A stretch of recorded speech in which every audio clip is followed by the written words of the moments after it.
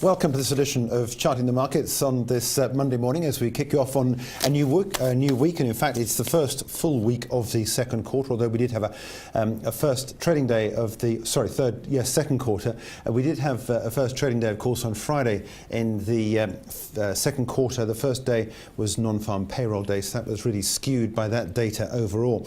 So today, an opportunity to take a step back and have a think about where things are. And on the whole, it's been a relatively light trading day. Volumes have been relatively thin. We saw a small drop at the start on the equity markets today, but things have got going. A little bit later on in the show this morning, in 5 or 10 minutes, we'll be bringing Trevor Neil in from Relative Rotation Graphs.com. He is the man, one of the two people credited with bringing about the technical analysis tool, the RRG, which indicates through a circular motion around a center point where the markets are moving, and gives, in his view, an indication as to where things are. So we'll be taking a look at that a little bit later on in Charting the Markets in a few minutes' time. Just want to quickly run through some of the top headline news that we've got today. As I said, really, it's been a day when we are seeing the markets step back in thin volumes and take a look at where things are. With that drop we saw at the start today, things have really motored now on the upside. Let's take a look first of all at the Footsie 100. This simple chart here, no indications on it at all, no MACDs or relative strength. Or any of the main multi-day moving averages. Just a simple chart to take a look at exactly where we are. And this is a consolidation period here for the Footsie 100. And what's been happening is that markets with little or no indication as to which way to move in next. There's no clear move. I guess part of this is going to be solved by this second quarter release of the first quarter earnings. The first quarter earnings that we're going to start getting through this week and next when things do get going. The concern is that these are going to be disappointing. If they're disappointing, there's potential downside. But at the moment, at least here, there's little or no indication as to where the markets are going to move. Since we came into this band on the 1st of March, the whole of March has really been a period of consolidation and working within a fairly strict band. 61.77 at the moment. The Footsie is currently up 0.5%. This is a daily chart. I just want to take a look at what's been happening in some more of the intricate moves. Just before the markets got going this morning, we saw this red candle taking the markets down. Since then, it's been, well, gains all in one direction, and we're likely to continue to see this until we come up against some resistance. Where is that resistance likely to be? Well, it could well be around the 61.83 level. If you look back at the previous time at where there has been some resistance, there was a little bit of a stop here, there was a little bit of a hesitation here, we've got support there, and it became resistance. Then was the drop, and now we're back up here again. So that's now likely to be the next point of resistance, 61.83. We're currently at 61.75, so potentially there's a little bit of upside here. On hourly chart, if we get a close above that, we can then go up to these sort of levels here to something like 6,200, which is likely to be the next stop-off point. So the markets at the moment, at least, forming an upward trajectory. So that's the Footsie 100. But the main daily market remains caught in this sideways movement that we've got, waiting for some sort of an indication as to what's happening. So take a look at what's happening on the German markets as well. What's happening? Interesting enough, we saw this upward trend that was broken initially on Friday. This is a daily chart. It was broken initially, but the markets came back and rested at the close at this upward trajectory here. This has got 2 points here where it rested at the low point of the day, 24th of February, and then again the 10th of March. But this market has been on this uptrend and looking happy with that up until today's trade. And the drop that we saw at the beginning of the session today took it down below that, and we are now just about at that point. This is a daily chart. If we close above that, then we've got upside. We've got upside to something like 10.042. We're currently at 98.58. So there is potentially upside if we can get a close above this line here. That's the daily chart. Quick update on what's happening on the hourly, just to give us indication as to where we are with that. Now, here we are. This is significant because we've now broken past this upward trend line here, and we are now above that neatly on the hourly chart, looking for the next hour to find out where that opens and where this one closes. But at the moment, at least, we're trading above that. So that is a positive indication. In terms of some of the moves we're expecting from this point, unless anything gets in the way of this upward move, it's likely to be in place at least for some part of the remainder of the day. And just want to take a look at what's happening in the French markets as well, while we're taking a look at the major benchmarks. And that recovery in today's trade can quite clearly be seen. The markets over the last couple of days have seen declines, but we're now up at 43.51. This is a downward move. It'll be interesting to see just where we are in terms of the daily close on the French markets.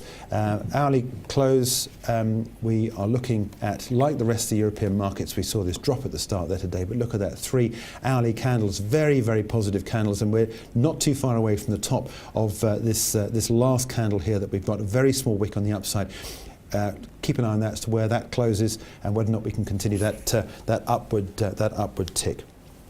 Right now, as I as I said earlier on, we'll be taking a look at some of the relative rotation graphs, and we're looking at the foreign exchange markets and also the Euro Stoxx 600. And for this, we're now talking now to our guest today, Trevor Neil, who's joined us this morning. Trevor, good morning to you. It's good to see you.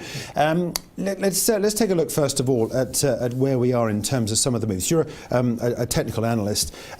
What are the main headlines you're watching at the moment? We've been talking through some of the moves in today's charts with some strong moves up, but as the bigger picture, what are we seeing? I mean, as you were just covering there, the dollar, it's a big feature, and this is having major implications for the other currencies. And I'm looking, and we'll be looking today at where we can best capitalise on the opportunities presented by a weakening dollar.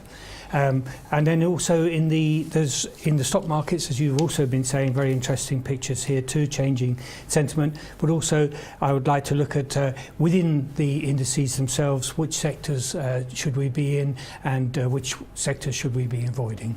Okay, well let's start off first of all, and we'll start off with the stock markets, which I know that where we're going to begin with. We've got here on the wall indication of this. Just talk us through first of all about the RRG system. Yes, these are relative rotation graphs. These are a graphing style developed by a colleague and I, Julius de Campenaar and myself, and we show here the relative performance of securities versus an indice. In this case, it's the Euro Stoxx 600, and these are the sectors of the 600.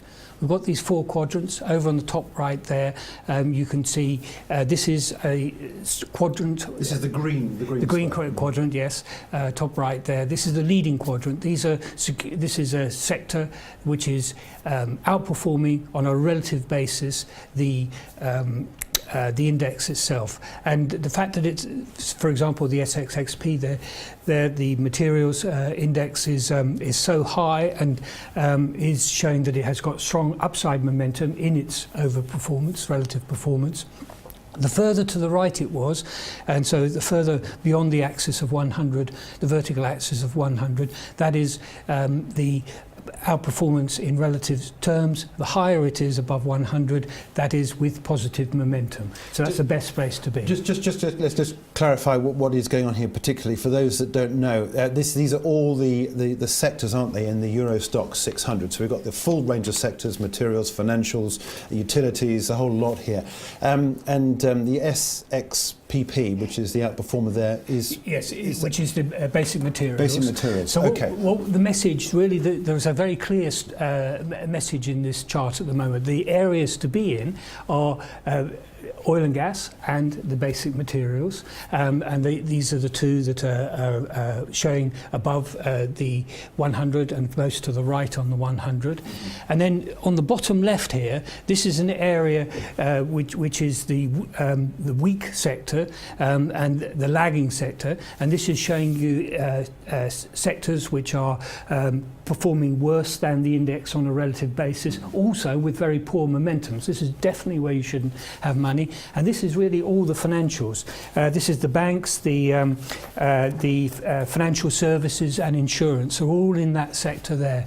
So the message is stay out of the financials, all the financials, and continue to hold and build positions in the basic materials and the oil and gas. And just going again, you're talking there about the index itself is in the crosshairs in the middle there. Yes. So the lines that are closer to the middle, it's more of a difficult job finding a winner or loser to back. Yes, indeed, and that's it. And so being further away there, like the basic materials, SXPP, for example, means that it being away from the centre shows that it isn't correlating, and this is where you're going to get genuine alpha and outperformance.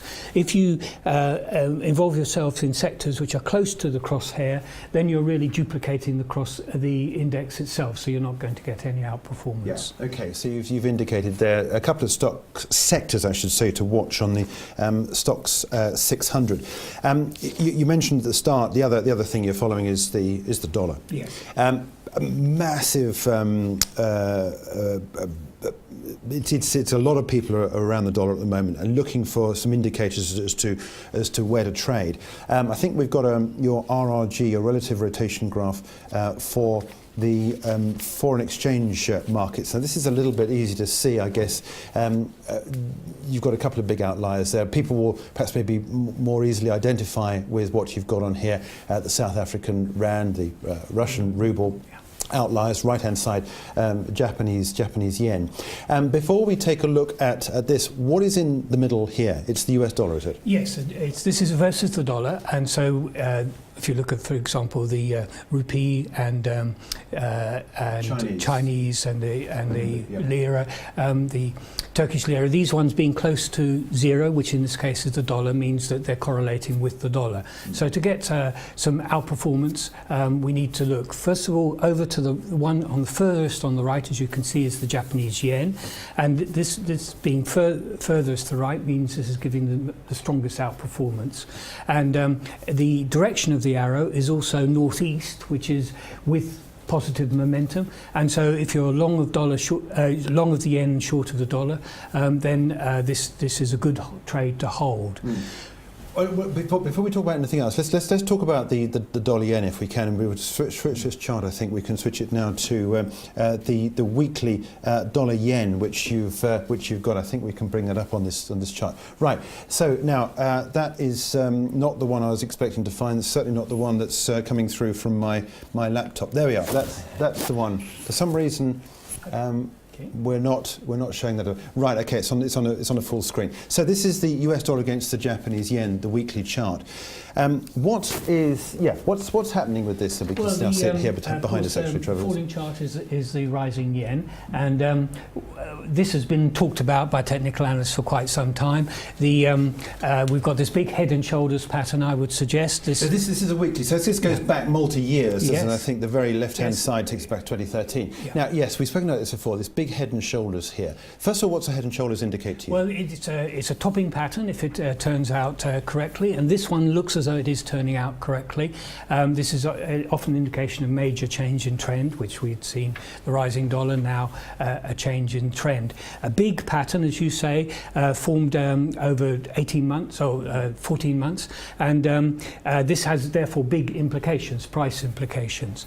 The left shoulder is in January 2015. The head was made in July 2015. That's it. And then we've had the right shoulder. There's a bit of discussion whether that's the right shoulder or this was the right shoulder, or two right shoulders. But anyway, the pattern is the failure to make a new high. That's the psychology behind it.